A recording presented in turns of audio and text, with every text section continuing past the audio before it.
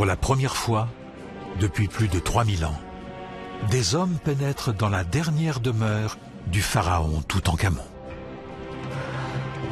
C'est la découverte majeure de toute l'histoire de l'archéologie, toutes disciplines confondues. Stupéfaits, Howard Carter et Lord Carnarvon entrent dans la pièce. Ce que voit Carter et ce que voit Carnarvon à ce moment-là, c'est une pièce remplie d'objets. Ils ne sont pas tellement en désordre, ils sont surtout empilés les uns sur les autres, presque jusqu'au plafond. Ici, on a des lits funéraires avec un empilement de trônes, de boîtes.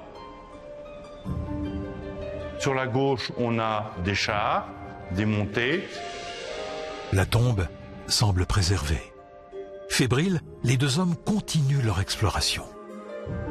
À cet endroit-là, il y avait 2 statues du roi, en bois noir et doré, qui se faisaient face et visiblement encadraient une porte.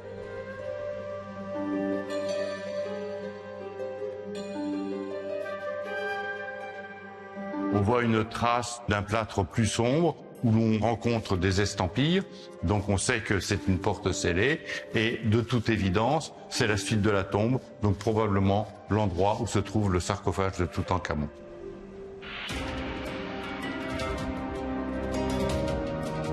C'est là où l'histoire est un petit peu compliquée. Si on suit le rapport officiel, il y avait ici des paniers juste au pied de cette porte et un trou de voleur qui avait été fait dans l'Antiquité.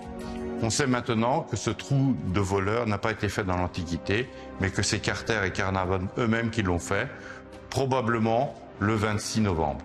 Comme il n'y avait pas d'inspecteur, c'est vraiment une visite illicite. Si Howard Carter entre en secret, ce n'est pas seulement parce qu'il est impatient. Carter avait été très éprouvé parce qu'il avait trouvé une tombe avec un scellement intact et quand il l'avait ouvert, avec une présence d'officiels, il n'avait trouvé aucun des trésors attendus. Donc il s'est souvenu de cela et avant de faire une ouverture officielle, je dirais qu'il a fait une ouverture officieuse. Voilà. Bon. Il en a quand même profité pour emporter quelques objets. On sait que, par exemple, une très belle coupe en albâtre, qu'il dit provenir de la chambre funéraire. La première fois qu'elle a été vue, c'était dans la maison de Carter et pas du tout dans la chambre funéraire. Une chambre funéraire dont les murs sont ornés de grandes fresques représentant le pharaon et des divinités. Mais quand Howard Carter les découvre, ces peintures sont largement cachées. Un coffre immense occupe quasiment toute la salle. Appelée chapelle, c'est l'une des pièces majeures de la tombe, car elle protège la momie de Toutankhamon, totalement invisible. L'égyptologue l'ignore encore, mais cette chapelle en contient 3 autres. Elles sont empilées telles des poupées russes. La plus petite abrite 3 cercueils momiformes installés dans un sarcophage taillé dans du quartzite.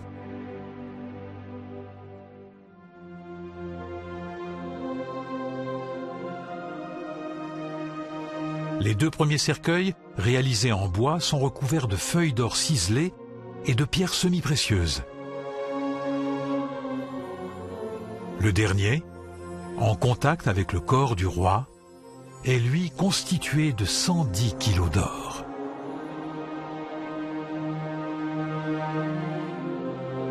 Il faudra 3 ans à Howard Carter pour atteindre la momie du pharaon et son sublime masque d'or. Le plus magnifique joyau archéologique jamais découvert, un objet devenu le symbole de la magnificence des souverains au Nouvel Empire.